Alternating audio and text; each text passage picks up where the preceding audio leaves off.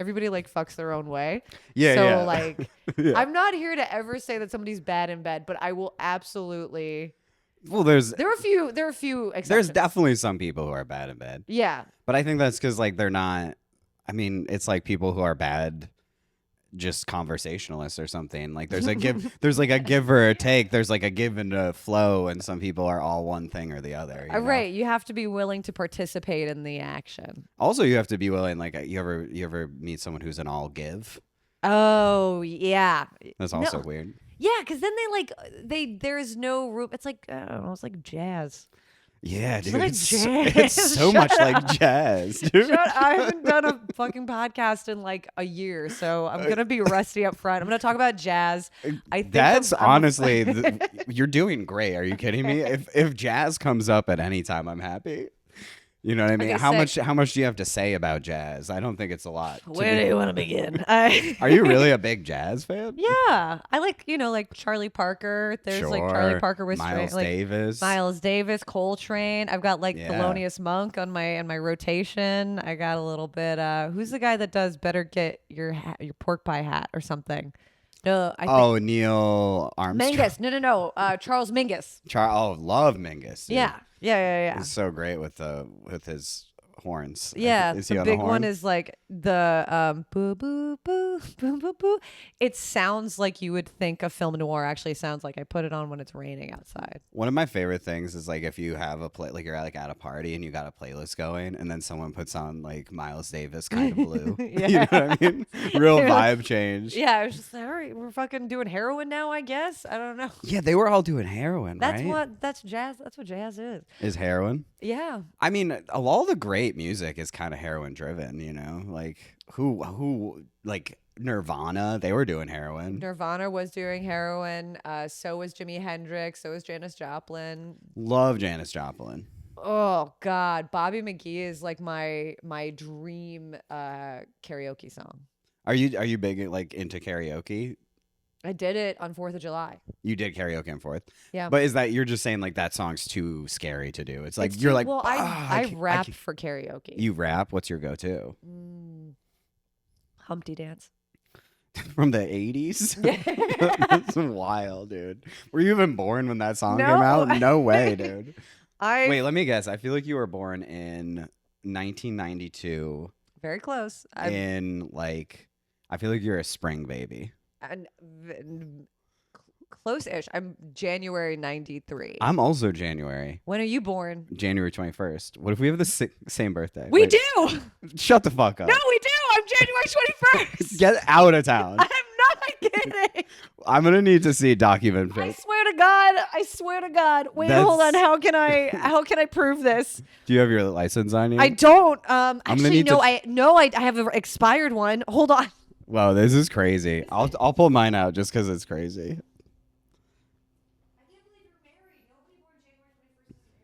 Really? Why is that? Because we're Aquariuses?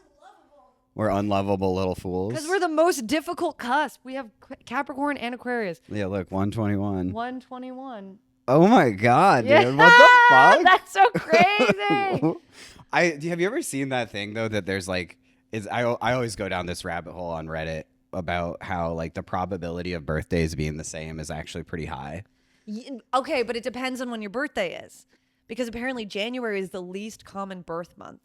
Whoa, so we're just two Aquarius. So we're Aquariuses, we right? We are Aquariuses. Do you feel like that's like defined your existence? Sometimes people will be like I'll be like, yeah, I'm an Aquarius, and they'll be like, yeah, of course, that makes so much sense. And you're like, what does it mean, bro? It doesn't mean just anything. tell me. I don't get it. I use it as a really easy way to give somebody a compliment, depending on who they are or what their star sign is. I'm just like, oh, you're a Taurus. You just are so loyal. You know, it's like anything. However, okay.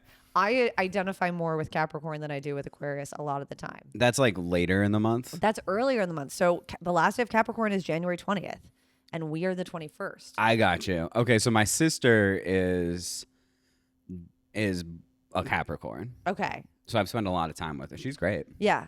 She probably keeps people in line. Yeah, she's really, she's a childhood school psychologist. Oh, my God. Yeah, Okay. spot on. Yes. Also, insane. she's always been, her room has always been like very immaculate. Like she was And always been very tidy. clean. Yeah. Is that true for you? Or Yes, I have a clean apartment. Also, looking at your apartment house right now, this reeks of Capricorn. Well, but It's this minimal. isn't, this is not so much What me is or even us. This is okay? like we use this as an Airbnb. So it's not so representative though. Like I would Okay. say like the color scheme is like more, The color scheme is Pepto Bismol. yeah, which is what we were going for. We wanted to settle your stomach. Wait, how did you meet your wife? I'm taking over. How Yeah, did you please. meet your wife? We met, she was my boss.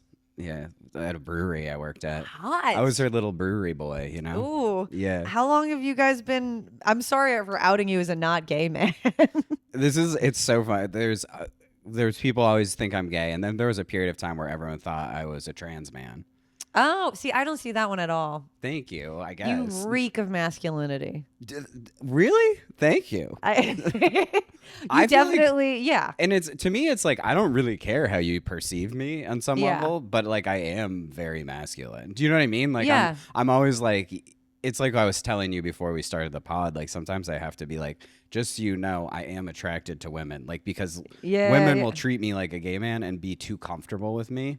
Well, there's like a level of whimsy to you that I think Yeah. can like very easily translate to like not Yeah, necessarily. but I mean, I'm not like 100% straight, you know? Like on the Right. Kinsey scale, it certainly is like, I always say I'm like 70-30 or maybe 60-40, somewhere around there. Right. Well, I mean, I'm a semi card carrying bisexual, but like Yeah, well, I just found I being hate it. being a bisexual is so challenging. Well, it's annoying because people are like, if your stats aren't 50-50, you're a liar. And I'm like, well, Right. no, I Well, don't think that's true. I mean, but I always am like trying to be like, well, there's something going on with me. Right. You know what I mean? And it's also like, listen, it's not that I'm not attracted to women. It's that women aren't attracted to me. And that's why this. I don't have that. Men are very attractive to me. not to be like that, but yeah, they're locked Wow. in, dude. So they're- Men lock in on me. I think that's part of it too. Is like I don't love that. They're like, I think because I'm a top. If I'm gonna sleep with a man, You read like a top. Yeah. right? And I'm like kind of an asshole unintentionally, guys. But it's like, you know, that's top behavior. Yeah. You Even have top. saying that's You top have top vibes. Yeah. You see. Yeah. You seem Right. very. I think it comes with the masculinity, but I also think it comes with a little bit of like, you have an antagonistic air. That's I've literally. This is so interesting though that you bring this up because currently at work I'm like dealing with this this woman I work with who I think is great is always like, you're being so mean to me, and I'm like, I don't know what I'm doing. Do you know? I don't. Okay, I can't see you as being mean, but walk me through an interaction so I can try and understand her point of view. Let me try and. Oh, okay. So let me give you one. Okay. She wanted to hang out one time, and I went. It was a place where comics go, and I was like, oh, I don't really want to do that with you because once I'm there, I'm gonna just be in comics. Right. Yeah. And then I can't believe I'm saying this on air. Maybe I'll have to cut this out. She won't see it. But oh, don't worry. I'll tell you about my enemy. yeah. I was like, we're not gonna talk about work. We're not. But yeah, then she was like, but you didn't want to go with me, and I was, because I went, and she Yeah. was, and I was like, no, I already told you I didn't want to, and she's like, you're so mean to me. That's different. No, I feel like anytime I'm going to a comedy thing, especially like there are some shows that I'll invite people to. 9 times out of 10, I'm not inviting you to a show. If you've ever And this seen was me a do mic comedy, too.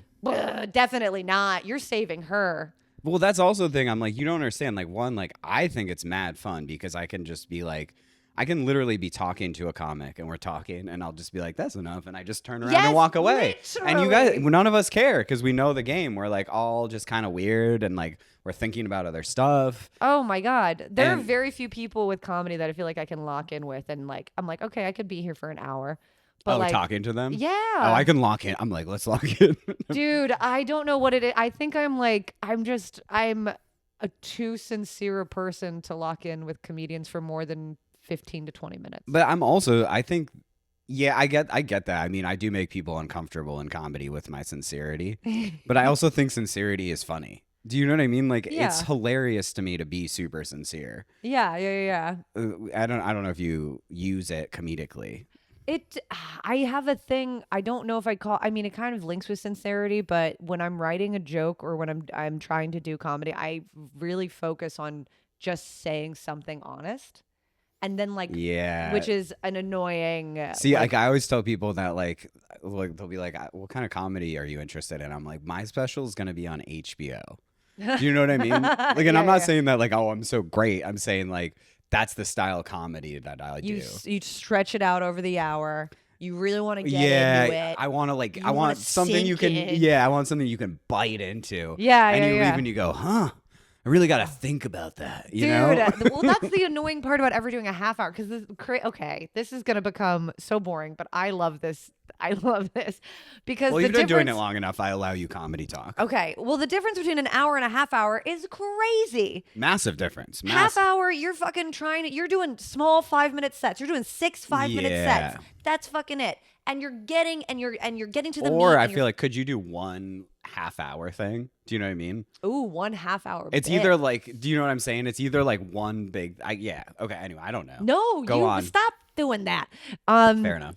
But no, yeah, I mean, like, ideally, in a cool world, a singular half hour bit would be incredible. There are a few people I feel like could really do that, but like, no. But I know for me, a half hour has been just like 6 5 minute chunks.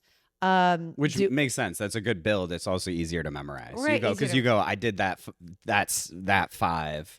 And- Now I'm done with it, so I do the next thing. Right. And it's also easy, like you said, build is also easier to test. Like one night, like I go to 5 mics a week and I've tested my half hour. It's like, okay, I'm going to test my 5 minutes here. I'm going to test here and here and here. And then boom, you're done. Right. But like an hour, you can really play with like, building an arc and a narrative and being like, okay, this joke is going to take 10 minutes and this joke is going to take whatever. What's the longest you've done? 30. Yeah, that's a long time though. It's a I think like sometimes I'll be talking to a new comic and they'll be like, I could do 30. And I'm like, what? This is the thing. I'm like, I can barely do 5. I Not to be encourage it, deprecating. but I want them to fucking fail. Yeah, that's I fair. want, like, do it early and fail and then restructure and do it again.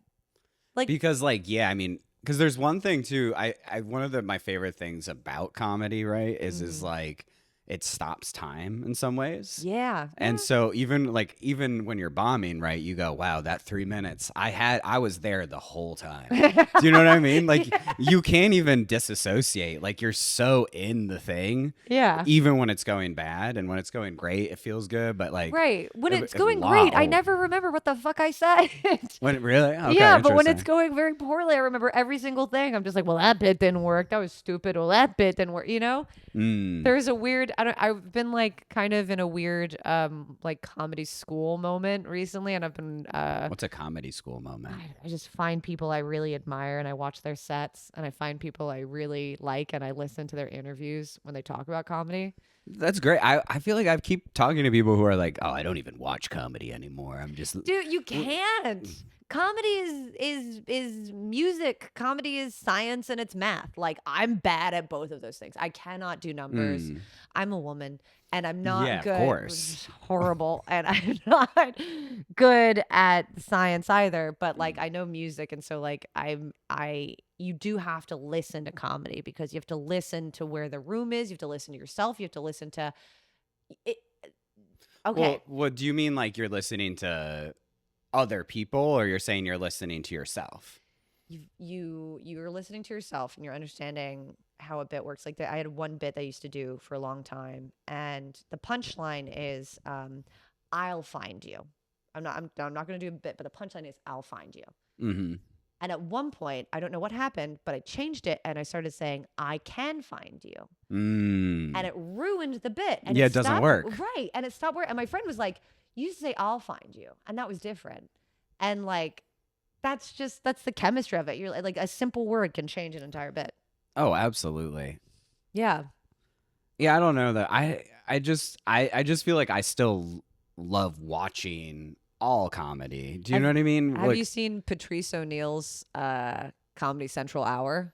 I don't think I've watched his hour. I've watched his half hours or Fucking watch yeah, his those like hour. HBO ones. He's so good. He's so good. Is it though that like, because sometimes I'm obsessed with a comic because their style of comedy Because is they're dead. so different than mine. Yeah. Because he's dead. Yeah. Because he's dead. You look at him different. I mean, it does change things, right? It does. You look at him It like becomes, it has a weight to it. It becomes an archive. Like, do you think, I always think about this, like, we were talking about Nirvana. Yeah. What if Nirvana was still playing right now and they had, Would not and be. they were doing like, they're doing like remix, like dubstep remixes, you know? Imagine how insufferable Kurt Cobain would be if he Oh, didn't on shoot social media? himself. Yeah, I think that might be true. I don't know. I mean, social media is not for everyone. No, and I think that he would become like Johnny Depp. Oh, he would kind of get like weird and Just weird, whimsical. full of himself. Like it would become a yeah. different thing. Oh yeah, don't worry about it. I don't know, but like there's certain people I think that like they make it too big too young. There's nowhere to go but down. Sure. Like who? Like who are you talking about? Oh God, I mean, let me see. Lil Peep. Lil Peep, yeah, absolutely. Andy Milonakis. He's back though. Well, he's having a moment. Yeah. Okay, all right. So Milonakis. But good point. Yeah. I just was like just recently rewatched that intro song he had, that rap he does. It's so fucking funny. That era of MTV was so good. I think that like millennials were meant for MTV and now it's lost its magic. Yeah. But I like, mean, well, there's nothing on it. Yeah, right. 16 and Pregnant is when it peaked. That was a good show. That was a really good show. Yeah. Didn't one of those ladies end up doing porn eventually? God, she I hope did. So. Yeah. Can we pause for like just 20 minutes? I'll no not reason. Even. I just gotta run upstairs real quick. There is like but what else? But other people, my bigger point, I can't come up with people who hit it really, really young and then petered off, but I can come up more with people who got nothing when they were younger, especially comedians, and figured it out later. Oh, okay. That's cool. I like that journey. I mean, I think it happens too with like actors a lot too. Jennifer Coolidge. Yeah. Really was later? Yeah. Love her, dude. I can do a really good Jennifer Coolidge. Can you? Yeah. Do you want to do it now? You look like the 4th of July. Makes me want a hot dog real bad. It's really good, Jennifer Coolidge. God, I want this long drink. So good. That's amazing. I cannot do impressions. I know it's practice, right? But it's practice. I also went to school for acting. That helps. Oh, you're an actor? Yeah, no. not like that. Sorry. I did it for a while. I really liked. Did you want to do theater or you want to do movies? I wanted to do film. Film. And I did it. The fact that you call it film tells me everything I need to know, dude. Yeah. I wanted to do film, but then I did stage for a long time. It's like a whole. But then I knew I wanted to be funny because being funny was like the hardest thing in the world to me. Yeah. I think it's like actually hard to be funny. It is, yeah. It's hard to harness funny, I think, too. Do you think that you cannot teach funny? I think you can teach the mechanics of it. Mm-hmm. So yes and no. It's like, I think anything that's very personal discipline like that, where it's just you, I think you can teach the mechanics of it, but the intangible thing you can't teach. Does that make sense? No, like, absolutely. You have, and I think most of that, I don't think it's like an inherent gift. I think it's a want. It's a desire. So that you can't teach. You can't teach someone to have a deep desire for the thing. Yeah. Oh, absolutely. I think that you can't teach someone to have desire, and it's annoying when somebody is naturally very gifted at, I hate saying the word gifted, good at comedy, and then they never decide to be funny. They don't want to be funny, or they don't want to do anything with it. But I do think that like there are a couple people, even in Philly, I think Philly is the best place to cut your teeth in America for comedy. I think that's probably true. I would say like this size city is perfect. Yes. Like Boston, I think kind of lost its mojo. Like, but when it was popping, because they're the same size, I think it would have been like interchangeable. Oh yeah, I don't know what the scene's like there now, but like so many great people have come out of Boston. I'm right. You got, Bill Burr, Mark Yeah. Maron, Yeah. Louis C.K. Wasn't he a Boston I think guy? so, yeah. Yeah. Like a lot David of Cross them. was David all. Cross was a Boston Yeah, person? he was. I mean, he like was with all those guys at the same time. Oh. It was really funny to hear them talk about it, like because it's like they're talking about like I love hearing like older comics talk about these times being open micers because it's just the same. Yes. You know what I mean? I'm Oh like, my oh, God, yeah. I've seen people act like that. You know, just absolutely vile behavior. Wait, what did David Cross act like? Well, they just were like young, alcohol drinking, Disgusting little partying. sluts. Yeah, Yeah. like just fucking living in trash places. Okay, you know what's actually the nicest thing about being in your 30s and doing stand up? Yeah, what's that? Is the instinct to be a disgusting little trash person. Yeah. Has really kind of, Yours, you feel like yours is dissipating? it's dissipating. I feel like mine is growing, but I'm trying to like put it somewhere. So you're putting it into comedy, or where are you putting it? I'm trying to put it into comedy. Yeah. Okay. I feel like maybe this is a bad indication, but like when I was a lot younger and I first got into stand up, I was trying to like fuck my way to funny, and I would just fuck any comedian that I found funny. Yeah, well, that's a bad idea. I don't know. I don't know how to respond to that. Besides that, It was a horrible idea, and like it's also just bad sex. well, but then I had There's sex with no- Shane, and I was like, "This is gonna." No, I'm kidding. Wouldn't that be hilarious? I was locked in, dude. I was like, tell me everything. No, Shane didn't hook up with comedians. He was and also there weren't many. Weren't a lot of girl comics. I mean, I like one of my kind of general rules is I don't. Obviously, I have a lover, but yes, yeah. You kind of love her. Yeah. But wouldn't sleep with other comics. I think it's fun to be like, that's the line. That's your line. And I love having female friends, and I love having funny female friends. So it's like the best. So wait, okay. Would you rather sleep with a coworker or a comedian? Comedian, hands down. Okay, but who would I you don't most do likely? I don't do either. Oh, okay. Yeah, I would never sleep. Like, I mean, when I first started working in restaurants when I was 21, I slept with every yeah, one. exactly. Like, That's the just it thing. was literally like, So that's the like gremlin part of me that in my 30s I've like really like curtailed. you just aren't so slutty anymore. I'm not. Yeah, I don't have the energy.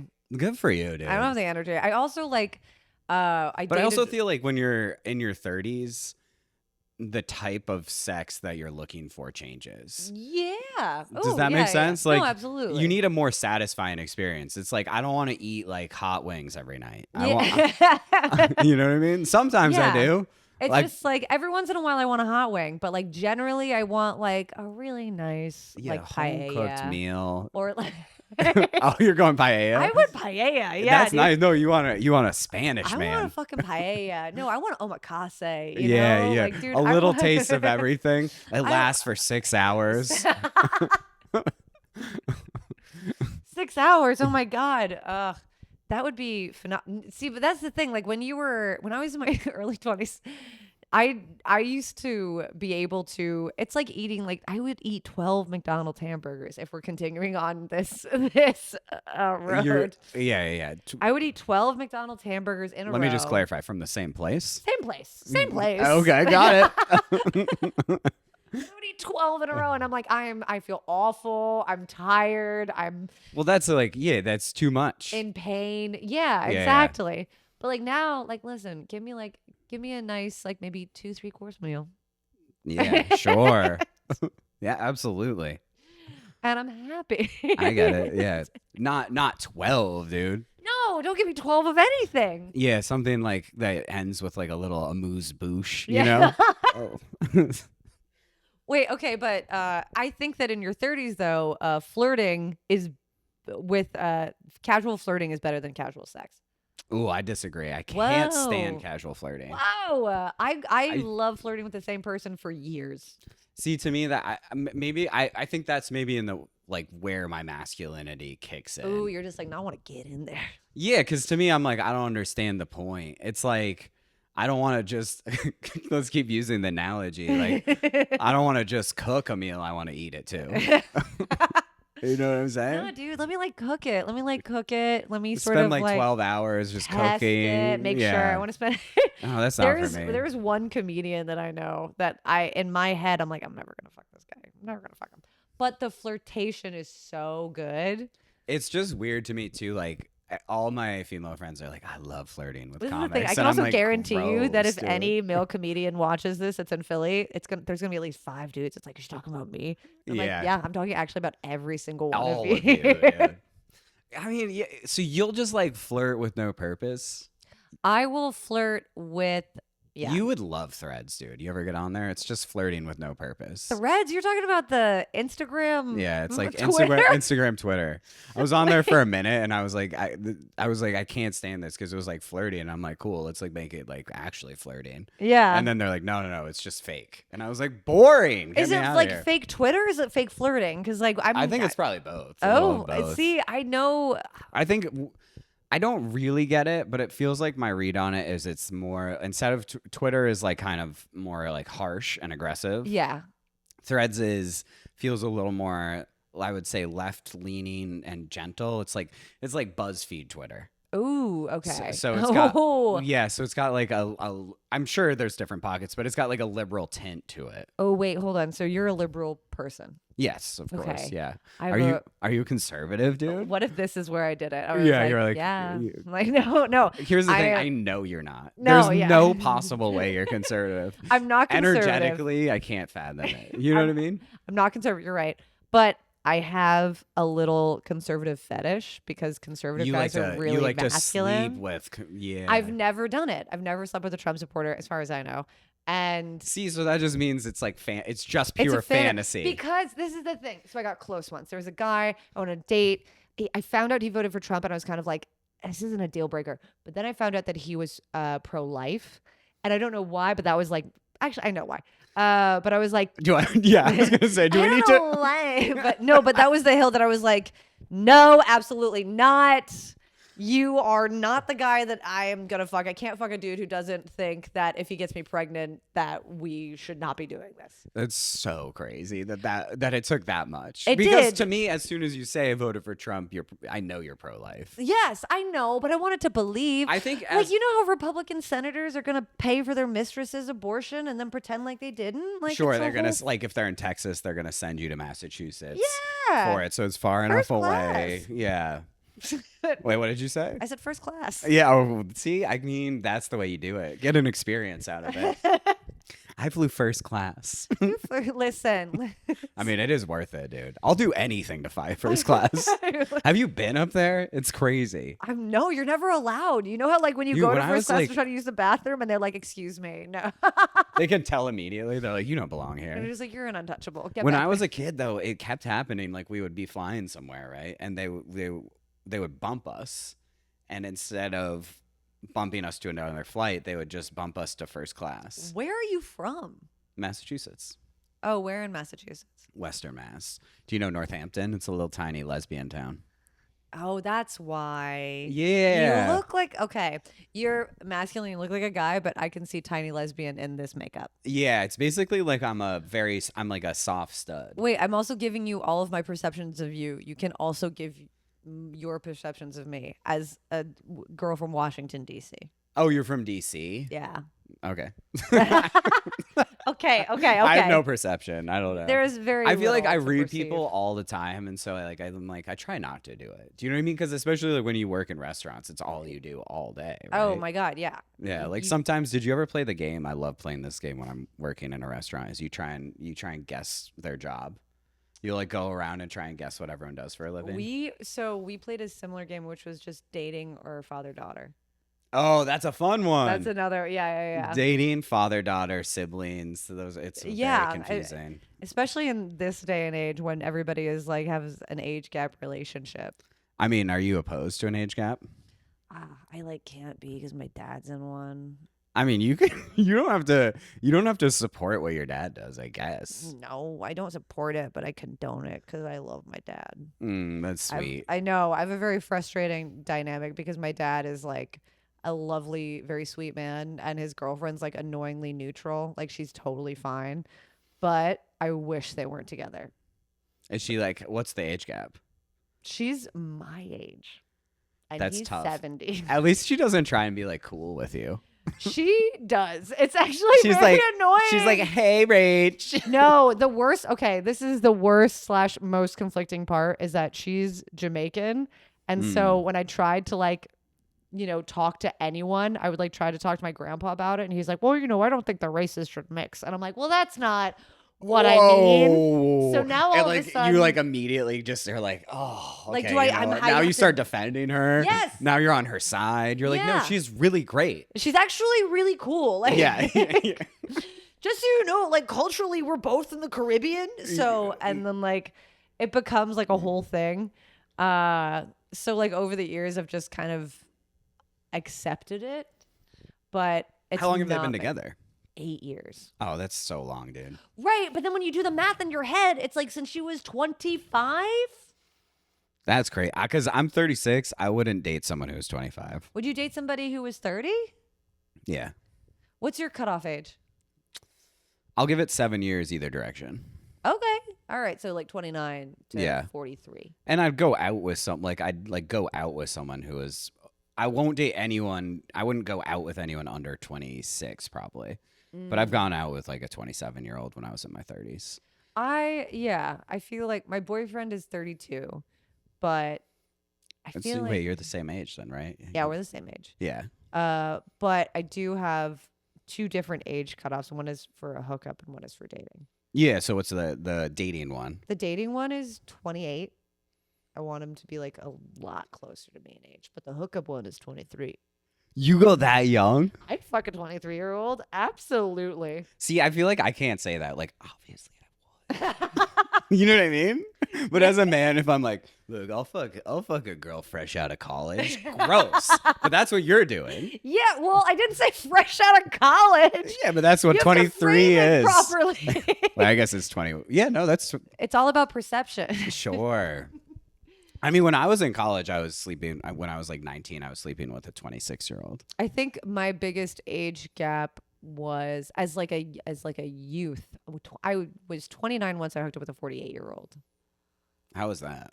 Was he sleepy? Fucking sick. It was so good. Well, because the thing is like when someone's 48, they have their life together. Either he they're did not have his life together. He was homeless. He was a theater owner who lived in the theater that he owned. He gave me shit for not having a Brita and having to drink water out of the tap. And I was like, you are homeless. You don't get to give me this shit. So why was it awesome? You mean the sex was good? Yeah. Oh. The sex was really good.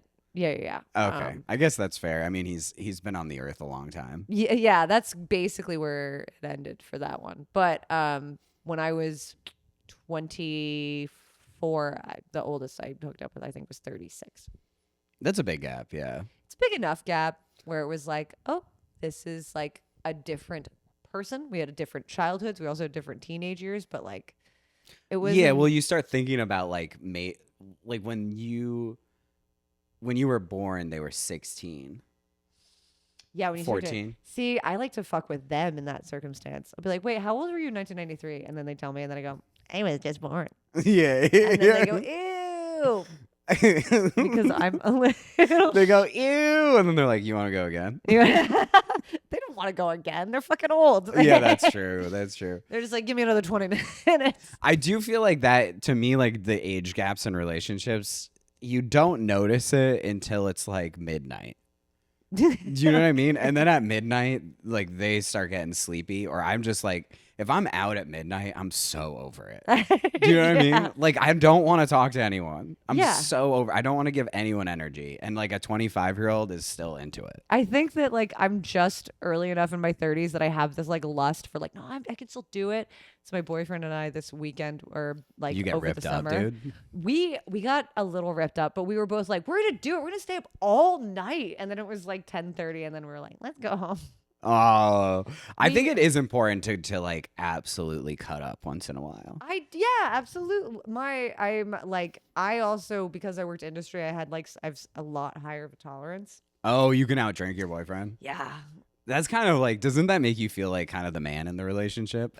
No, because I Is he really big? I feel like you date big guys. No, he's my height. Oh, He's interesting. beautiful. I have a very consistent type for like a beautiful man. He's got like a cherubic face with like perfect like pouty lips and blue eyes, and like it's. I'm so turned off. That's so You know, annoying. I dated one guy. So I dated another beautiful man before this, and I would Uh-huh. bring him around comedy.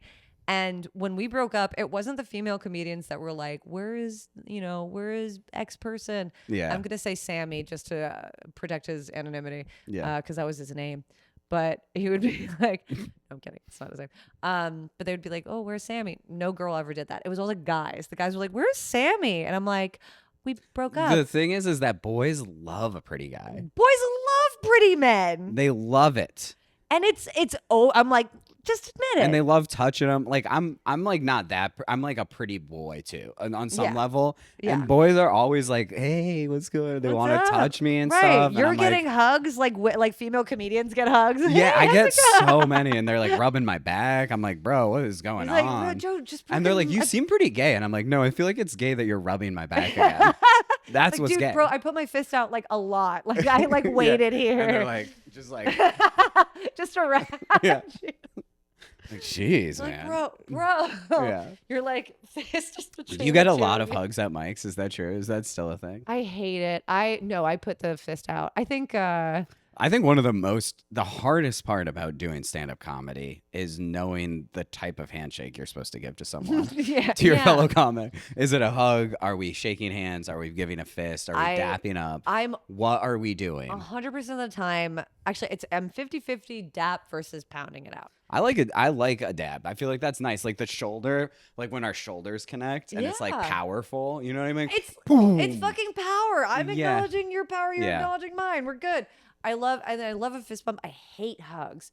Don't fucking hug me. I also am not a huge fan of hugs. I'm not a hugger like outside of comedy. Like Yeah. I always tell people I hug my mom once a year. You know what I mean? yeah. Like, and I love her. It's not like I would die for her. Yeah, once a year I hug her, Yeah. and it's always like I'm still always caught off guard by it. It's like Christmas morning, and she's like, "I'm so glad you're here," and I turn around, and it's like, bam, a hug. Screaming your headbutt. You're like, oh my god, no. I'm working. I feel like that. I do feel like some human contact is important though. Yeah, I mean, I hug my really good friends.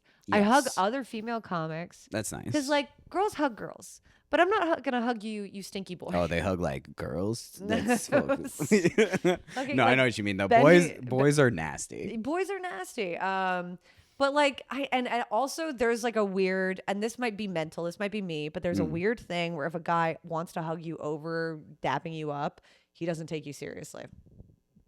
Whoa, wait, what do you mean? Like he doesn't take your comedy seriously? He doesn't take you seriously as a comic, and it might be me overthinking, but I'm always like, no, you dap me up. I'm a comic. Are dap you an me up. overthinker? No. Yes. yeah, 100%. Is that the Aquarius thing? Is that why I'm overthinking everything? I don't know. Do you have OCD?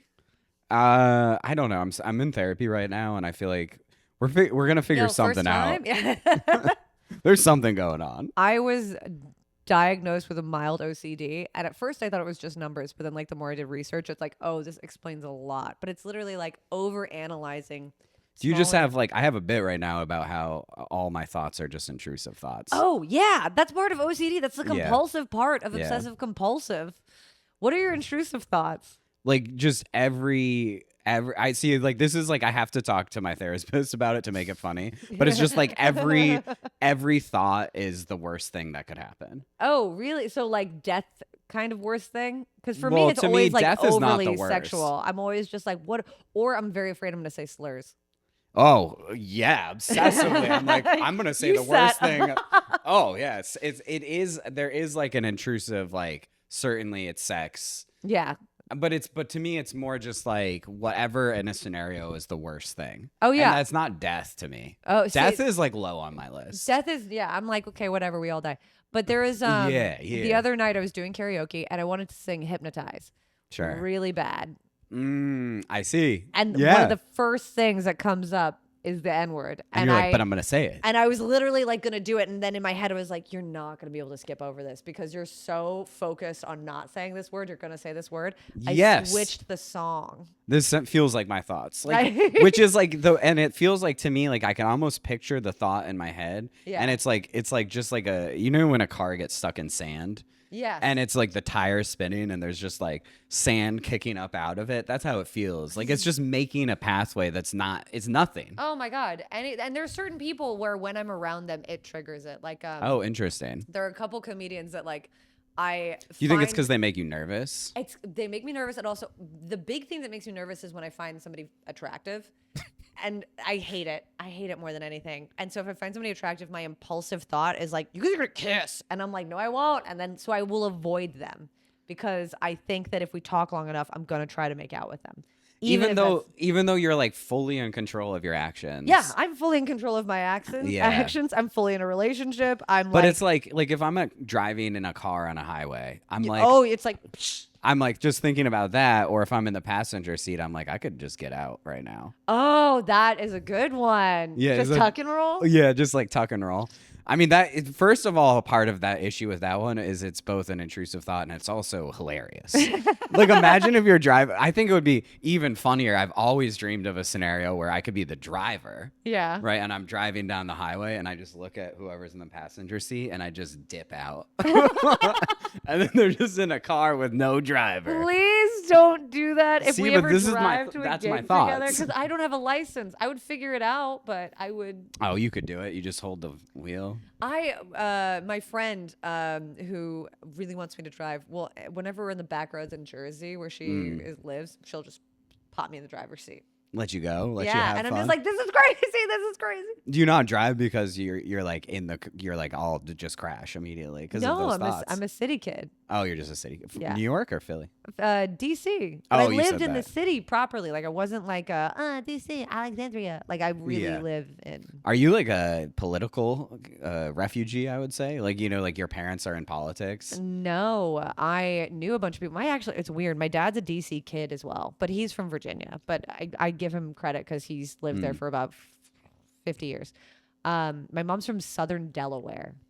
Oh, interesting. But they both moved. My mom worked in restaurants. They both lived in DC in the 80s. It was just like a weird, of all the fucking places to settle, that's where my mom chose. My dad, kind of a little more natural, but that's where he chose. And that's all she wrote. I think DC is a fascinating city to me. There's like a weird mix of people there. Do you know what I mean? Because of course it's like the political center of our country. Right. And so I imagine that 95% of those people are terrible. Yes. And I'm talking across the board. It really depends. I think this is the thing. It depends on who's president. The entire vibe of the city shifts with who's president. The Obama years in DC, phenomenal. What a fun time. I mean, isn't that just a testimony to the president of the country is just like a figurehead who represents the energy of the country. Yes. And it's like, I want that calm energy, that dope energy that was Obama. And honestly, listen, this is the thing. Like George Bush, war criminal. Sure. But disagree with his politics. His politics, but kind of at least a chill enough dude. It's just dumb. Just kind of dumb. Yeah, I mean he had people behind him, but he's just painting now. He's doing a good fucking painting. Yeah. Fucking Donald Trump is actively trying to fuck up everything all the time, every day. It really feels like that. What is? I did write a question down. I was like, do you think she's political? I don't feel. Do you do political comedy bits ever? No, I had one political bit, but it's not even political. It's DC focused. Actually, no, I had two. I had one about Kamala Harris when she first got the nomination, or when she didn't get the nomination. But not really. I just you can't help it when you're from DC. You pay attention, but I pay attention to the game of politics a little more, and it's just what's the game? Who's winning? It's just if you do this, you're appealing to this. It's what is Zoran Mamdani doing that's actually really starting to get people riled up that the Democrats have totally fucking forgotten about, and what are the Democrats doing that's actually totally getting their base what's the word? Militarized. Riled. Yeah. I just watched One Battle After Another. Have you seen that? Yes. Oh, and That depiction of an evil character So good. by Sean Penn, he's so unrecognizable in it. It's so insane. He looks like a fucking uncircumcised penis in that movie. He really does. That's a great description of him. Yeah, it's just like a little. Yeah. Seems like he can just pull his skin over his head. But I like in the movie like that the real villains are not even him. The real villains are like the quiet white guys in an office somewhere, which does feel like the truth. Yes. Oh, absolutely. Well, this is the thing. So you've got I think you've got the quiets and you've got the louds. Like in society, we've got the quiets and the louds. The quiets are kind of dangerous. You got to watch out for the quiets. I mean, that's kind of my whole bartender shtick is I'm a quiet bartender. You're so quiet. So if I say anything, it's then people, it means something. It's a moment. Yeah. Yeah. You've got the quiets, you got the louds. Quiets kind of dangerous. You actually want to pay more attention to the quiets than the louds. The louds are just fucking loud. That's right. And 1 in 10 times have a good idea. Yeah. Are you a quiet or are you a loud? I like to keep people guessing. Whoa, you go big and then small? I go big and then small for a really long time. And then I go you don't speak at all for days. And then I don't speak for months. No, I like somebody once told me that I was like the wild card. I think of myself as the wild card. I'm neither a quiet nor a loud. I have a nice space as both. Because also when I'm on stage, I'm a different person than when I'm off stage. You know what I mean? That's always interesting to me. Some people who are like, no, it's just me up there. And you're like, what are you talking about? I don't know what that means, dude. Like fucking you up there? It's just me, baby. It's just me. I'm just sort of being who I want to be. I'm just kind of being like myself, like my essence. Have you ever? I mean, you've been around for a bit. Have you seen anyone use that tactic and be successful? Shane. See, so maybe Shane's there's some. pretty fucking good at it. Shane's very much himself on stage.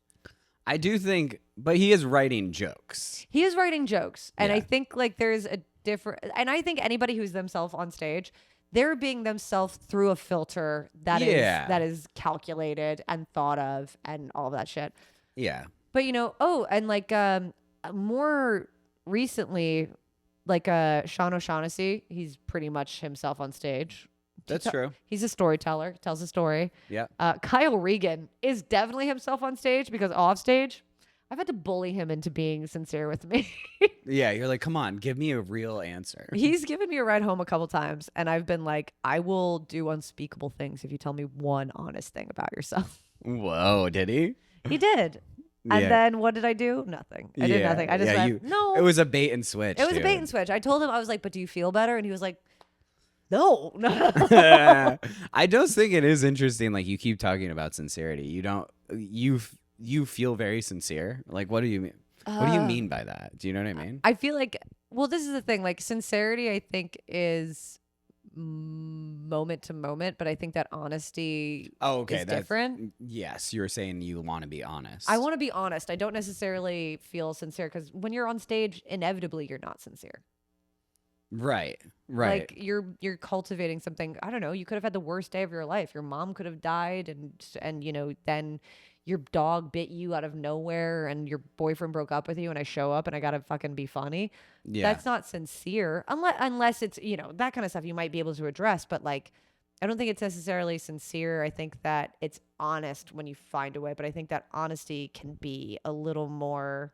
Honesty can be funny. Honesty can be funny, and I also think that honesty can be a little bit more crafted than sincerity. Okay, interesting. I like that analysis.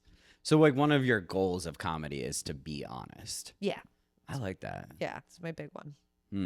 You want to, like, express who you are, share yourself. I want to I want to share myself, but I kind of also just want other people to feel a freedom to express themselves as well. Yeah, that's cool. I mean, I think that is one of the big things that I'm trying to do with this podcast on some level is like have honest conversations on some like base level. Yeah, on like the level that you can with a camera and lights. Right, yeah, exactly. I mean, but it does kind of make you right, because of course we're aware that there's like a viewer. Yes. Of some kind, but I still think like showing people that you can share about yourself and like have it be silly, and I think there is some power to that. Right? No, absolutely. I mean, I think the willingness to be seen and to be viewed, there's like a total power to it. You don't mind having the viewer or the voyeur? No, never bothered me. Interesting. I think that's mostly because I've like been performing like in front of large crowds since I was really young. So like that idea is not foreign to me. Do you still get stage fright then, having like spent so much time? Yeah. Okay, see, that is fascinating to me. Like the fact that it never goes away. Yeah, because the second it does go away, that's more a bad sign than if it doesn't. If you're nervous, that means that there's risk involved, right? If you're nervous, there's a risk. And if you're not nervous, then there's no risk, and you're probably not doing something that's actually engaging or alive to you at all. So like being anxious or being nervous is actually a really good sign. Yeah. I agree with that. I mean, I also think like everything I'm into carries risk. Like I love skateboarding, I love snowboarding. Those kind of activities like I'm obsessed with. Right, you could break your neck at any moment, but goddamn, is it fun? It's always that's always people's first thing. They're like, what if you die?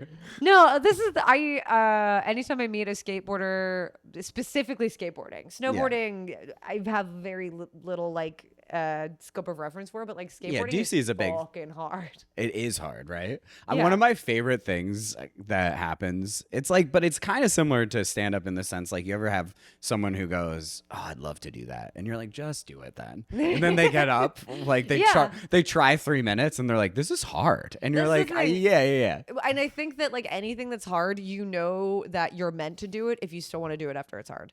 I tried to skateboard. I ate it. I cried in front of a boy I had a crush on, and then I never approached it again. Oh, that's interesting. Yeah, I mean, that is like one of, not to like be negative towards new people coming into comedy, but I love seeing someone come in and it's like hot and they're like having a great time, and then when they hit their first like real hard period, and you're like, oh, come on, buddy, you got it. You know what I mean? Because it's so hard. Like that's part of the game of it, is like getting through those periods and like getting back to where it feels good again. But you have to really kind of fail for a long amount of time, and then and then you fail, and it's all peaks and valleys, and then sometimes you'll be doing really well, and then all of a sudden something happens, you lose your groove and you're failing again. Yeah. Dude. I'm in a building back era right now, and it sucks. I feel like I just posted this pod with Liam Riley, and he was saying he's like on a building back phase too, but he's feeling good about it. And nice. And I'm like, that's where he, like, because that part is actually the most fun. Yeah. When you're heading up and you're like, oh, I'm building stuff. I'm gaining that little bit of momentum. That's fun. Yeah. So it's gonna be good, dude. It'll be good eventually. Oh, you're just in that. Fun. You're just like in that part where it feels like shoveling. Yes, dirt, I'm dude. shoveling fucking coal. I'm in the bottom of the Titanic. Yeah. The ship is going down. yeah. I gotta fucking find my way out of this labyrinth or die or drown. Oh man, it is so brutal. Yeah, but it's like, I don't know. I don't know if I'd want it any other way. I don't want to do anything that comes easily. Oh, I agree. I mean, it's so funny. Like there's something about suffering that I'm very drawn to, and I don't mean like huge like suffering. I just mean like pneumonia. Right. I don't need pneumonia. I mean just like some hard, difficult. Yeah, like there's something about like doing things that feel kind of bad sometimes that I like. What is it, like Nietzsche or Dostoevsky or fucking one of those Russian people who someone like fucking that. like to be cold? They talk about suffering all the time, like it's like the fucking answer to existence. And in some ways they're right, not in all ways. I like having fun too much to think that suffering is everything. But I think that it's being bad is how you grow. I don't know if I'd even call it suffering, but I think I want like life to be like a Caribbean island. Yeah. You know what I mean? Yeah. Like that it's most of the time I'm like got my feet up, I'm drinking coconuts with there's rum some in fucking it. steel drums somewhere. Yeah, it's chilling. And then every like so often there's a storm and it destroys everything. Yeah. And you're like, I guess we gotta rebuild. All right, let's get it going. Yeah, absolutely. That's kind of the vibe. That's the entirety of comedy, honestly. Comedy is the one thing that I hesitate to say because he might watch this, but I don't care, is my lovely boyfriend. Sure. I met him because he started doing stand-up, and then he stopped. He's out. Have I seen him do it? Maybe. He talked about being an uncle for a lot, for like 4 minutes. He did like 4 mics. I think he did like 4 probably didn't meet him, you know? yeah. Sweet guy, really lovely, like very silly, but like he might get back into it, but what I'm saying now is basically just off of the fact that he doesn't do it anymore. He couldn't handle the bombing, couldn't handle being bad, and he's Yeah. out. And I'm like, then it's not for you. If you didn't love it enough that not doing well isn't enough to get you out of it, then Yeah, I mean, I just love things that I'm bad at. You know what I mean? Are you a bad skateboarder? Yeah, I mean, I don't know what that means. Like, do you know? I never know how to define that because I don't want to be like I'm the best skater, but I'm good. Yeah, okay. But I'm not like. Can you do a kickflip? Yeah. Okay. Yeah. Good. That's the only thing that I tried once and I failed very badly and Yeah. I quit forever. So yeah. But like, I can't do a lot of stuff. You know what I mean? I'm never gonna be the best skater at a park. Yeah. But I show up and I work hard. And I hope that I have a positive vibe. And I just want to bring the best. I want to give my 110%. Yeah, being 110%. There. That's like, I think that the thing is too, is that people are like, the bitter people, the people that quit are like, man, that guy's like, what a sad state of affairs. But the people that do it are like, that's who you want to know. This person is a student of the craft. They fucking love it. They're here because they're into it, and they're always supportive and a good time. I mean, my favorite nights of doing stand-up are when it feels like I'm just kind of like out having fun, and then I also am on stage. Yeah. Do you know what I mean? Like, it's like, it almost feels like you're just kind of in a thing. Oh, and then, yeah. And then you go up, and you're like in that thing, and it's like you're nervous a little, but it kind of all feeds into the same energy. The one big bonus of my job is that my Saturday night is Tuesday. So that is when I do my set and I do it pretty sober. No, I do it sober. I don't drink too much before my set, but after my set, if I'm like feeling it. Oh, you getting lit up? Oh, I've gotten lit up at Brownies many times. Do you ever miss like I've mistaken the Gibsons for each other. That's fair though. Dude, sometimes, like, speaking of, like, having, like, a scary thought in your head, like, anytime I say one of their names, I'm like, I'm going to say the wrong name. This is in the back of your head. You're looking at Campbell, and you're just like, Campbell. Yeah. Have you ever had both of them on this? No, because I don't think they want to do pods together. I want to have them both, though. I think they should. For one, like a one-off. Maybe they would do it if I asked. Maybe I'll ask. We'll see. Maybe yes. I think they're very good at separating from each other, but also they're very cute together. I've never seen them do like it would be one time. I forget who was on stage. One of them was on stage, and the other one came up and they did a set together. Yeah. No, I didn't see that. That happened. That happened. That's it was like that's like a miracle. I don't know. One of them. I think fucking Campbell was hosting. Charlie showed up late at Fergie's one night.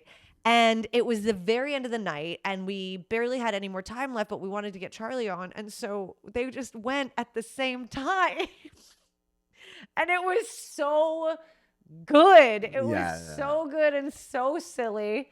Do you think that? I feel like it's like, yeah, they I think that eventually maybe they'll end up doing that. Do you know what I mean? It's like hoping. It's like star-crossed lovers. Like, not that they're lovers, obviously they're brothers. But, but I just mean like there's an energy thing they could build. Do you know how hard it is for female comics to try and figure out and define who they want to fuck more?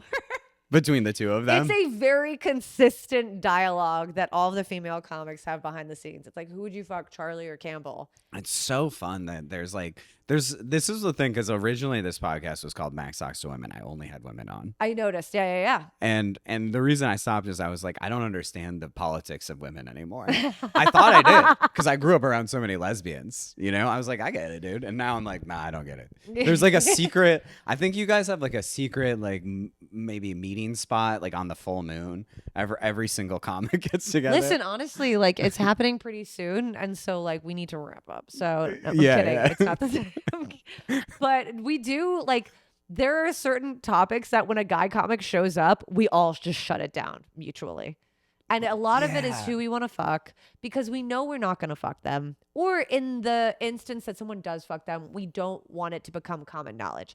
Because the annoying thing about like, if you fuck a male comic is unless you start dating, you become known for that more than your comedy. Or you have to be really fucking funny. And a lot of female comics, when they first start out, like any comic, is not that funny. Yeah. So they don't want to be known.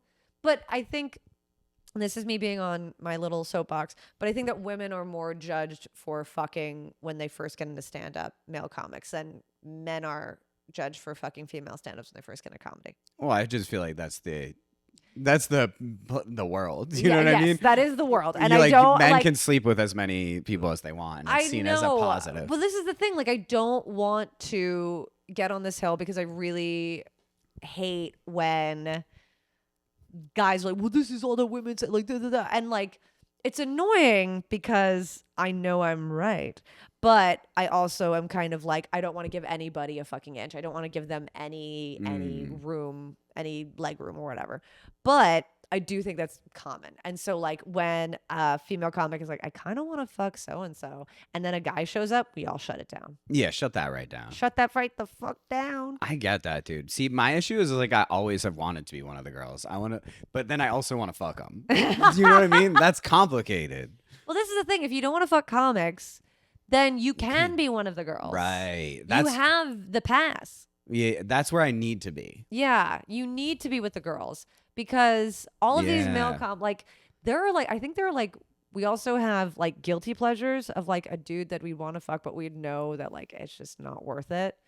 And then there's also like the guy that everyone wants to fuck. And there's like different levels to this shit. And it's a really just weird fascinating dichotomy. It's just wild to me though, because like when I look around at an open mic, there's no one there that I want to fuck. Here, do you want to know the most surprising, like, I'd fuck that guy. I don't know why, but I'd fuck that guy that I've ever heard. Yeah. You want to say it off mic? I'm going to say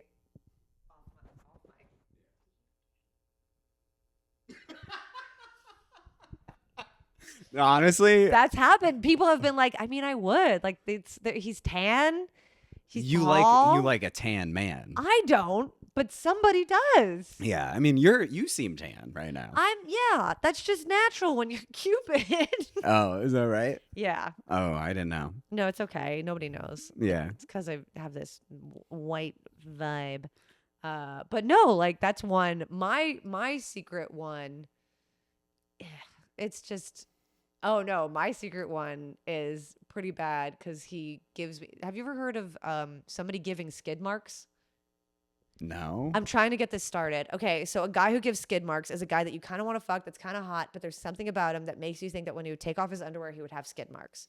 Certain guys give skid marks. Okay, yeah, that's actually that's a good analysis of someone. Yeah. That's that's a type of, I know exactly who you mean. Yes. You know what I mean? Yeah, and there are certain guys that it's like, listen, you could get it if it wasn't the fact that you gave skid marks. Yeah, I mean, I do think that there's quite a few men in comedy whose hygiene isn't as amazing. But I will say that some people, it's like it's not their hygiene, it's their vibe. Because for me, my guilty, like, ooh, I would given a fucking second is.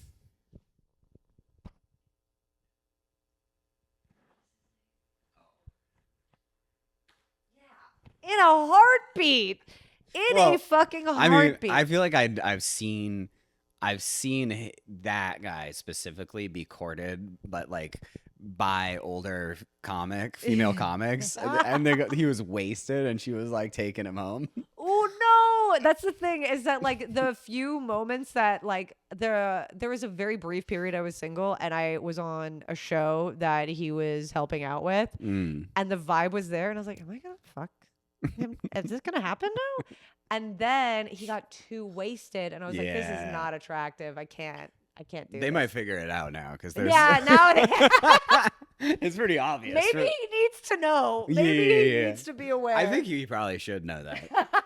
It's like, listen, bro, just keep it sometimes together it's like, a little that's bit. like a classic guy thing. Well, they'll be like, no girl wants me, and you'll be like, well, stop being a fucking menace. Stop being a fucking menace. Yeah, like stop like falling over drunk. No one thinks that's attractive. Yeah, exactly. Like, listen, if you had like 3 less fucking citywides, you yeah, would have gone home with at least 50% more women. And I do get it, like, because sometimes I just want to get absolutely fucked up, but don't put those things don't go together. No. You know what I mean? No, If no, no, I'm no. drinking like that, like, because I know you worked in restaurants, you know about that kind of drinking. Oh my God, yeah. If you're drinking like that, that's not, you're the only person you're fucking is one other person who's doing the same thing. Yes. And then the next morning you both are looking at each other and going, did we, and it's not fun. It's a little fun. It can be, well, in the moment it is fun, but Did you like have that kind of restaurant experiences, like where you're getting like wasted, like doing like the late nights is like just you're in someone's kitchen, the floor's sticky. You know what I mean? kind of, so it started that way. By the end of my tenure at restaurants, I had a very tame existence, but Yeah, it definitely that's right. started that way. My last restaurant I worked at was Monk's, and it was phenomenal. And I think In Center City, right? yeah, Great place to work. I'm sure you did absolutely well. phenomenal. The most like degen thing I think I did there was once after a very busy shift, I was working with one other person. We were out back like smoking a cigarette, and then I just looked at him and went, do you want to make out? And then he just went, yeah. We made out for 5 seconds, but like literally that was it. It was the most degen shit that happened there. I'd never hooked up with anybody I worked with. The place before, the guy that I was dating was an old coworker of mine, and he was the other man. So we used to get shit faced together and just make out for hours. Like at work. At work, after work, while I had a boyfriend. And Dude, but it's like almost in a restaurant, it doesn't count. There's something about it. There's like we were together, it doesn't count. There's no rules, dude. Well, like it was like a busy Saturday. It was a fucking come on, chill out. Like it was Saturday night. We went out. We did Quizzo, and then we just made out a little bit. But that was definitely like that was the one job I had where there were 3 locations. We fucked in each location. Nice. In the walk-in? No, in the office. Oh, the office. I've never had sex in a walk-in or an office, but I have had sex in the bathroom at work. Yeah. Yeah. I don't think this is the thing. People talk about the walk-in like you can make out with somebody in the walk-in. You can't fuck in the walk-in. I think that there was a time period where you could. Like, you know what I mean? Like 22. Like the 70s. but yeah, 22, maybe when you were younger. Yeah. But like people don't fuck in the walk-in as much anymore because it's too cold. We're reasonable. Yeah, you think we're just like, we're getting better. We're getting better as a society. And just like knowing. Do you think part of it is that like now people like use condoms? In the 70s you didn't? So like in the walk-in. Oh, I don't use condoms, but that's my fault. That's crazy, dude. I always say this, that like I'm like, and then people are like, but Max, you're straight. I'll be like, straight people don't use condoms. Straight people do not use condoms. And that's crazy to me. My lovely boyfriend, the very first time we had sex, he was the one that was like, we have to wait. Like, I don't want to rush things. So we didn't hook up until like the 5th date. You were like, I'm gonna fucking get it. I was like, I'm gonna fuck the shit out of this kid. And I was like, I know a condom's coming into play. I'm cool with it. Let's do this. This is very responsible. And then he just went in raw dog, and I was like, I was shocked at the fact that somebody who was like such a puritanical man who wanted to wait was like, condom schmondom, let's go for it. Yeah, isn't it interesting though? But I feel like that's the norm. It is so the norm. People don't fuck with condoms because we just pull out and it's bad and we shouldn't do it. But there's also like, I'm like, not, you're like, but okay, what about other stuff? Like the I guess like a baby is, that's kind of the best case scenario. I have somehow like been fucking dodging STDs my entire life. Yeah, I mean that is how it feels. But when you're straight, that is the world that no one thinks about it, which is weird. And if you do think about it, people are like, that's kind of gay. Like sometimes I'll be like trying to I'll be that's a bit. I think that's a bit like. Well, I was trying to say this to someone else. Is like I will be about to have sex with a woman. I'll be like, hold on, let me get a condom, and she'll be like, ew. You know what I mean? You're like, what do you mean? I thought we were being considerate. We're being fucking safe here. Also, I really don't want a baby. Yeah, like yeah, no, I'm not I trying think to have a child. If anything, I think like that for you is going to be the thing that makes it less gay. I don't know. What, that I don't want kids? Yeah. Well, I mean, like, yeah, I don't know. Anyway, I have to pee. You're gonna try the mom water? Yeah, dude. Intrigued by mom water. I had I'm editing a pod with Kelsey McKee, and she had one. I think she took one sip of it. So we'll see how much you get through. Wait, I'm curious. you guys did an episode of this? Yeah. Oh, nice. I'm editing it right now. Okay. All right. I mean, not currently as we speak. That would be very wild. Really impressive. Oh, wow. That is.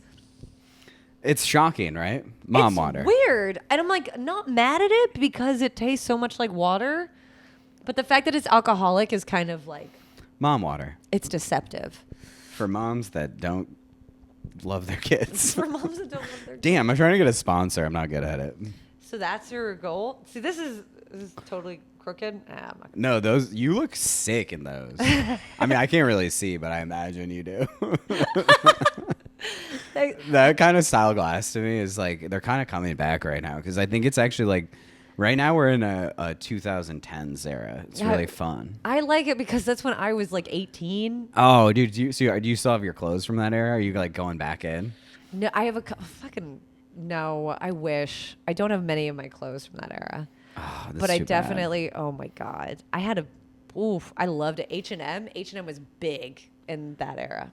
H&M was like that was the beginning of fast fashion, right? We were all buying we're like, whoa, every week we can buy a new shirt. It's $12. Yeah, this is the best thing in the world. And now Shein is like, hey, Oh, 12?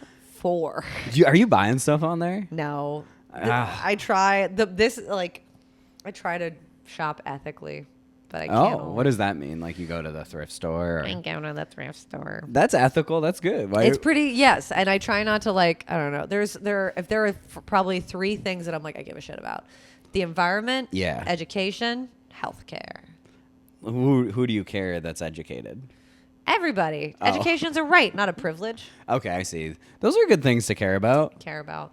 Another one. Okay, what are like fucking? If you do this will piss me off. Pet peeve, grind my gears. Like, Dunzo. give me like a narrower scenario though, like with other people. Or I like, hate it when people are late. If you make me fucking wait. interesting. That one doesn't bother me so much as like there's windows, right? Like if you're 15 minutes late, I'm actually like hell yeah. Yeah, you're very Spanish of you. Yeah. 15 I'm minutes very late? 15 minutes late into that. But yeah, if you're beyond that, it does like 30 minutes. Come on. Yeah. Now Okay. I'm starting to get mad. What about when people tell you one thing and then the next time they talk about it, it's like a completely different story, and it seems like they lied to you. Maybe this is in the same category.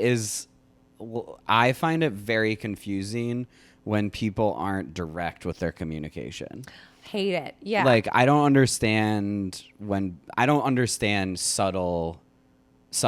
So Just like tell me what the fuck is going on. yeah, like if you're trying to tell me something, you have to be very clear about it. Otherwise, I'm like, I don't know. I'm not trying to read you all the time. Do you know, like in the beginning, you're like, you can read me. I'm like, I'm not trying to. Just tell me what's up. Because like I probably know, but I don't want to read you wrong and then have people be like, oh. Okay. What about somebody pretending that somebody who like if you're in a group of people, they're like nice to everybody, but the second that everybody walks away, they just start talking shit. Yes, but that to me again is like in that same category of like, Yeah. why are we not being direct? Right, just be direct. Don't be a salesman. Be a dick. Like, Be a dick. I'd rather you're a dick than like. Harsh the vibe. Yeah, like I don't know. I mean, Who's your least favorite comedian? least favorite comedian is Dane Cook. No, I don't know. I actually love his work. I actually don't really like Dan Soder. I think it's because I want to fuck him too much. Then whenever I see him doing comedy, I'm just like, shut up. Well, that makes you uncomfortable. You were saying that. You're like, shut up and get over here. Shut up and go down on. There's this one bit about how he has "Don't Leave Me." He gives "Don't Leave Me" head, and I really, because I think I wanted to know so badly, I just was like, all of your comedy is ruined for me. Now I know what it's like to be a man when he sees a beautiful woman doing comedy, and he's like, "Shut up, Shut up! I just want to fuck." yes. No. So I feel So about Dan you're saying Soder. my least favorite comic In Philadelphia. in Philly. Yeah, name names.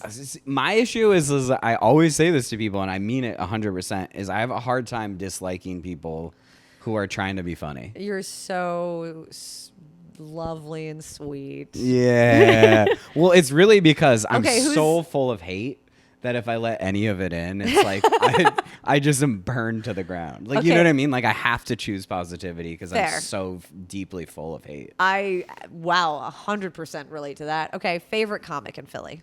I mean, of course you. No, fuck off. Fuck you. You fucking pandering piece of shit. Don't you No, dare. I feel like if I had to choose one person, like, it would probably be Ebony. Oh God, yeah. Yeah. Incredible comic. Yeah, just a great comic. Very supportive of everyone. Yes. Very sweet. Working really hard. She has all the things. She's you know? so naturally funny. I was just thinking about I her today and like how I want to be like, dude, you're working so hard. I hope you're doing good. You know? Well, like she's somebody that there was like a period of time there where she's posting a bunch of clips, and I was like looking at her profile, and I was like, she should have way more followers than this. And then a little bit ago, recently, I went back and I looked, and it had grown immensely, and I was like, yeah, Oh, there that's it it. is. I mean, I think she's just doing it right, but she's also like, it's like she's not gonna build.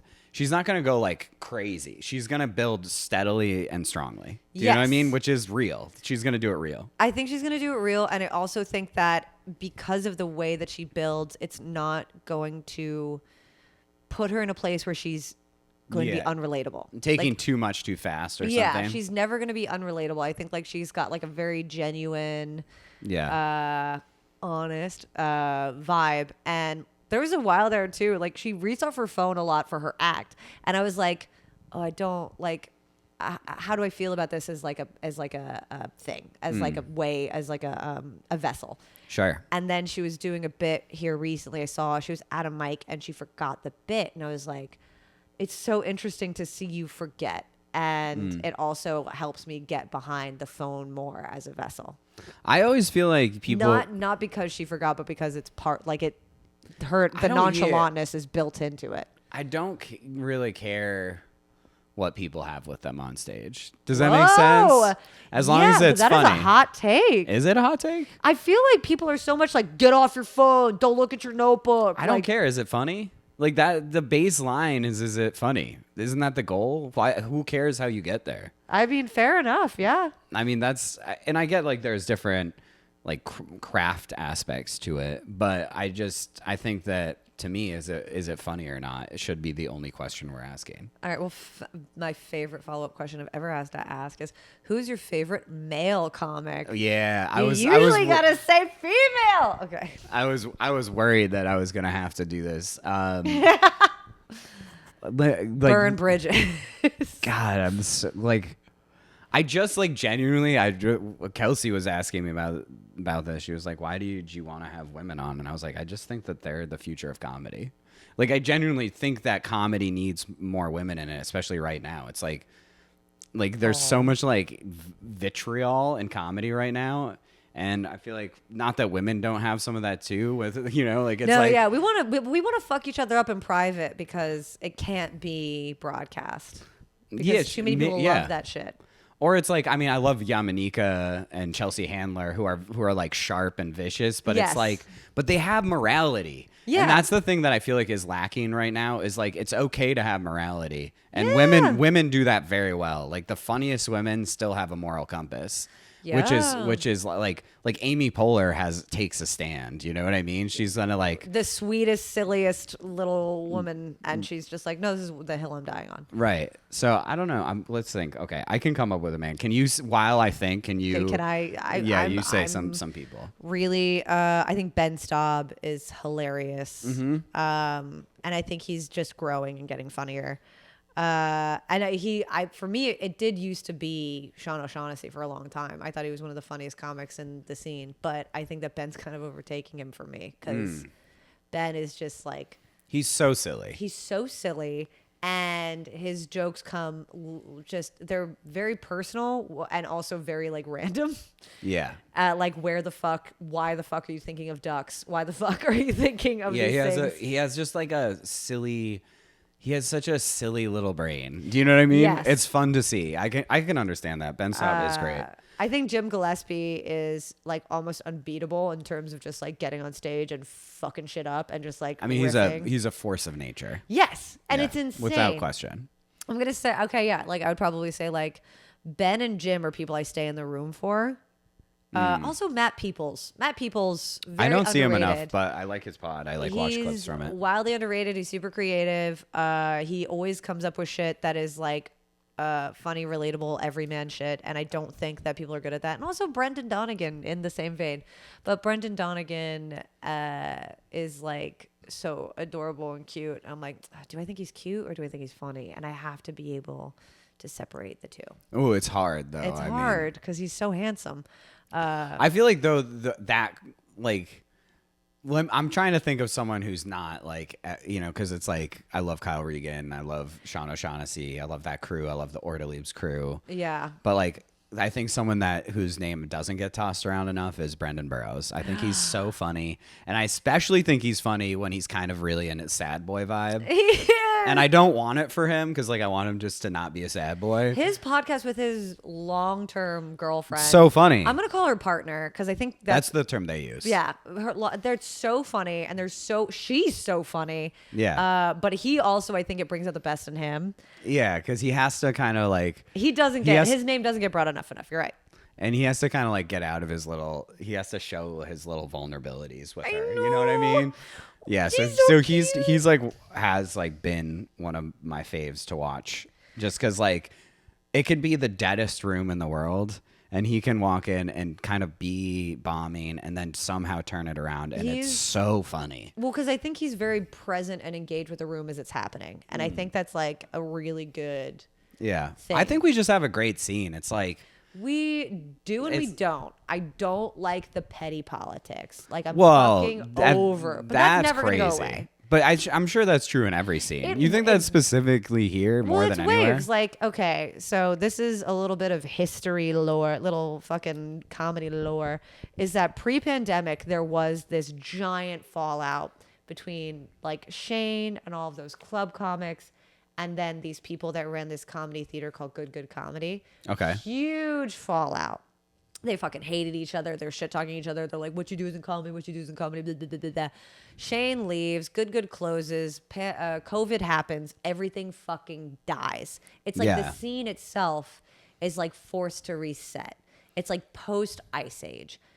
Yeah, so the scene reset post-COVID. The scene completely and totally reset post-COVID. Oh, that's so interesting. And Foster came around, and he was, I think, the big, like, reviver of Philly comedy. And, like... Ryan Foster? And okay. I don't really, like, know him that well. I'm not as familiar with him. Mm-hmm. But, like, he kind of made it okay to start going out and having mics again, weirdly enough. And then, like, there was a weird sort of, like, in-between where there were some people from the old phase that were kind of, like, still around. And there were some people that wanted to start, and they were there. But then that's when you got, like, the Connor Lutzes, the Josh Martiers, the Ben Stobbs, the Sean O'Shaughnessy's. Like, that was kind of, like, part of the rebirth. And I, like, quietly snuck in for the rebirth because I was really not good at comedy for a very long time. I mean, I feel that. But it just takes time. I think sometimes, too, because we're Aquarius. Because we're builders. We have to grow. It takes us time, dude. But yeah, and so, like, now this is, like, what? I would say COVID was, like, more officially over, like, 2023?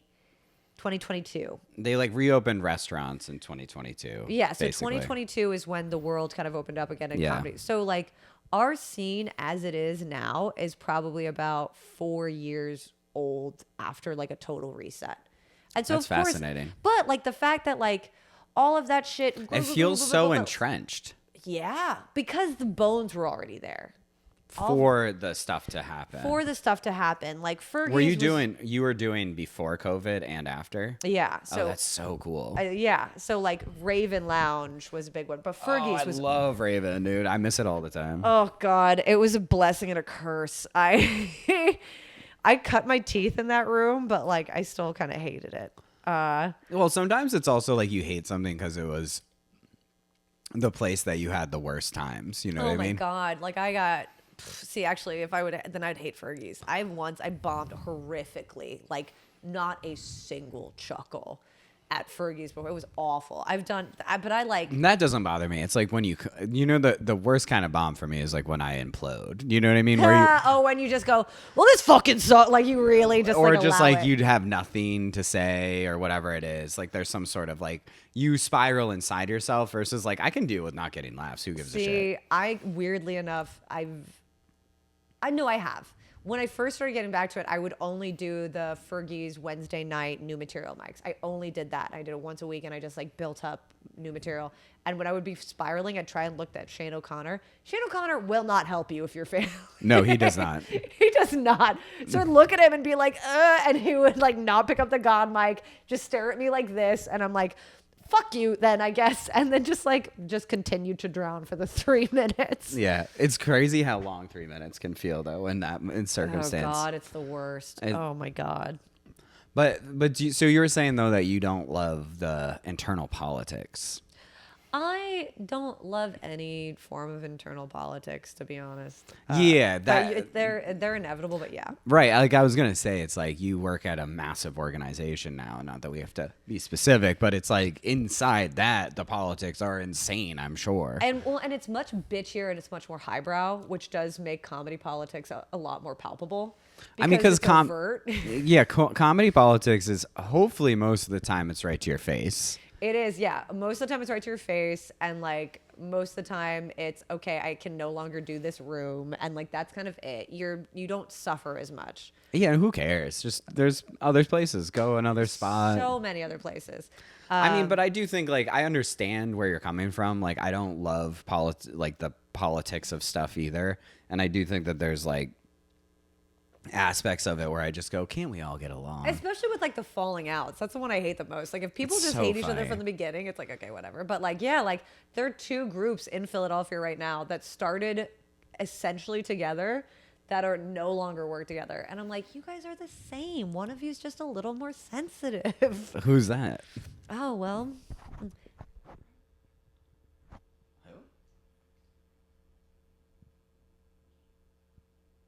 Oh, yeah. Yeah, everybody knows that one. Mm-hmm. But like, they're kind of the same. I know, but it's just like the boys of comedy. It's funny to me. Like I do feel like the women in comedy have a more masculine approach almost, and the men in comedy are like the most sensitive. They're like, you brush them the wrong way once, and they're like, "Oh, I hate you forever." Woe is me, and they hold grudges. It's like it's more like stereotypically feminine, which I think is funny. This is why you've got the masculine guys that tend to have like more of a sensitive approach. You got the women in comedy that are a little more like hard ass, and then I'm just like, give me an Adam flick any fucking day. You with him. You like a neutral party. I like a neutral little shit stirrer. I like because he is still stirring. Right? Yes, he's still stirring, but like he never gets in trouble. He never puts himself overtly in the line of fire. He's very much like he's like Switzerland. He's like Switzerland in World War II. It's crazy to me. I didn't know he was stirring. That's so funny. I love him, and like, but he be stirring. He's one of my favorite people in comedy. He's my favorite person to find anywhere because he's got all the good gossip. I think it's partially like, do you think it's more that he gathers because he is like neutral, he feels neutral, or he doesn't like, he goes, I'm just here. Yeah. And so then some people will fill the silence. Oh, dude, he's like the Oracle of Delphi. Like he literally is the person that just that everyone spills their guts to, because I've taken, like, he helped me move once, and like without even thinking about it, I start telling him all these things, and I'm just like, why are you even doing that? Like you can't stop it. I can't stop it. It just starts coming out. You're like, and like, there's some tea that I've told him that I like told him, and then afterwards I had to be like, was that, if this leaks, am I okay with that? And luckily, like, I would say probably like 80% of it was a yeah, but I was like, here's the thing, we trade in the commodity of attention. That's a very, yeah. So if you're talking about me, I'm like, all right. Yeah. Oh, this is like, I know I get talked about. I don't want to know what's said. You know you're getting talked about. I know I've been talked about. I don't think I've been around recently enough to get talked about. I don't think that I matter enough to get talked about right now, but I know I've been talked about, and I know that I don't want to know what's said. But the fact that I'm getting talked about means that people are thinking about me and getting talked about. So Yeah, it's a exactly. little kind of, You're like, oh, you're thinking about me. oh, I'm kind of, You like me? I'm under your skin. Yeah, yeah. If the people don't give a shit about you, they don't talk. What is the thing that Oscar Wilde said was like, what's worse about being talked about? Not being talked about. Yeah, absolutely. Yeah, which is part of why I'm like getting back into the scene. I'm like, nobody's talking about me anymore. Oh, because you took a little break. I took a little break. Yeah, I think breaks are good. Like breaks are good. How It long? helps you build. You have a life. You get to build your material, or whatever. Also, just it's like we're always like in spaces where we're feeling stressed and stuff. So it's good to like kind of like cleanse your body of it and like come back fresh. Yeah, and I was going from working at restaurants where we're 3 days a week, 4 days a week, to working a 9 to 5, 5-day a week job. So well, I also find like any transition, anytime I start a new job, I'm like cooked. yeah, I'm just like, sorry, bro. Like, I'm gonna fucking tap out for a little bit, and I have a dog. So like, on top of having a dog and What kind having of a dog do you have? boyfriend, she's like a rat Or is terrier your boyfriend your Chihuahua dog? mix. My boyfriend is my dog. No, You have a rat. You have a terrier Chihuahua mix. Yeah. I love Chihuahuas. She's so precious. I love her so much. We had lost a Chihuahua. This was actually like I've been thinking a lot about this. I just recently saw Austin Whitehead, and he was just goofing around, but he was like, Also, talk about underrated comedian Austin Whitehead. he's very good. He's very good. Actually, him and Sean Murphy. Okay. Ooh, wait. We'll get back to this. Finish your story. You were saying Sean Murphy, also great. Sean Murphy, also great. But I saw him, and he was like, "Oh, where you been?" Just kind of razzing me. He's like, "Where you been? You used to do 5 mics a week." And I'm like just goofing with him. But like the real story is I used to have a Chihuahua, and she passed away, and it was when I was doing like 5 to 10 plus. Like I was going hard. Yeah. So I wasn't home that much, and like I lost a dog, and I was like, fuck. Like I need to be home. I need to be home more because like I have other dogs, and like life, and it just made me like think like life is happening right now. And like I really want to do comedy, but I also don't want to miss life. You have to balance both. You can't do, it is unsustainable to grind that hard forever. We share a commonality, you know what I mean? Yes, I do, but I also am like not very good at overcoming my own social anxiety in those moments. Sure, but like with comics, I don't worry about that because I go if I walk up and it's the weirdest interaction ever, they're gonna go, God, comics are weird. Oh my huh? God, the other day, this is the other day I was with my mom at a coffee shop and I saw a comic walk into the coffee shop.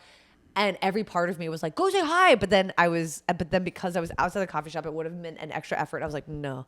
And I just sat there. And as they left, I went, I should have said hi. Yeah, you should say hi. It's fun. We're weirdos, dude. So you don't have to worry about it.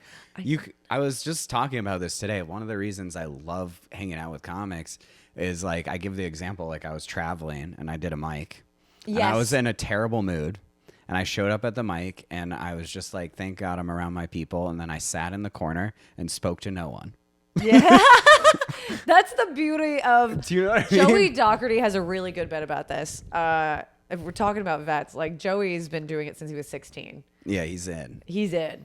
But he literally like he's a bit where it's just like open mics where everybody is alone together, and like that's what it is. Like we all I love it. show up. Like when I'm in DC and when I'm visiting my dad, I try to get on a show. I try to get on a mic just because I want to be around these people who feel this overwhelming need to just crush tension with laughter. Sure. Just take That's a nice way care to of say it, you know?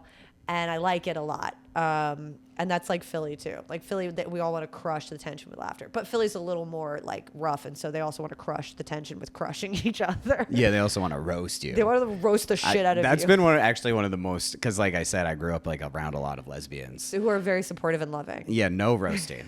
So like it's all worry. Like I my love language is worry. So it's like so to like if someone's like roasting me, I'll just be like, but I'm just worried about you. I'll just say something like, I'll be like, it just feels like you're drinking too much. Do you ever go back to roast somebody and roast them too hard? Yeah, that's what I'm saying. But I think it's so that I don't know how to roast because I'll just tell them a truth about themselves that they didn't want to hear. Right. Like somebody will be like, you fucking like a realtor on a bus stop looking ass. And I'm just like, yeah, you fucking gross, smelly, fucking bald man. Yeah. Well, that's funny. Three things. No, it's just three things that are true. Yeah. And they're like, oh, okay. They're like, I am gross, smelly, and bald, I guess. Yeah. They don't like that so much. I don't know though. Roasting is the language of Philly, and it is hard. It's like the language of love in Philly. Yeah. I feel it's like, yeah. That's true. And that's something that I've really been trying to get back into. Yeah. Or get work on is what I should say. Fucking,